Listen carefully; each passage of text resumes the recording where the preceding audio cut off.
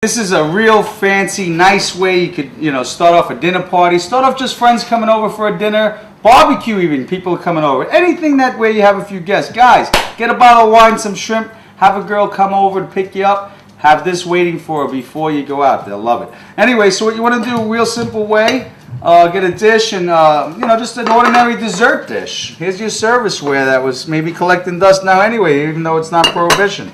Get your cocktail sauce, right? Put a little bit of cocktail sauce right in the middle. Try to keep it nice so it doesn't go, too all, you don't want it all over the sides and everything. You want to keep it nice and looking pretty. And put a couple of shrimp like this. These are so big, I tell you, you can get away with serving 3 just like that. Come over and get your lemon. Cut off your ends of your lemon, right? Your tips of your lemon. And if you cut the lemon, actually I'm going to cut it in half first so I could have rounds with this one. But cut it in half that way and then just cut it down. Put it on its side again.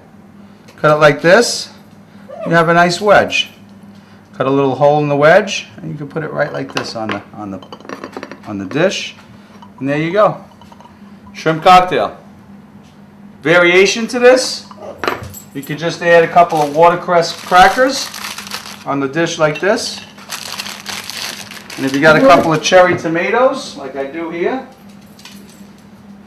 a couple of cherry tomatoes on the dish like that, you could serve it just like that. Shrimp cocktail here in Expert Village.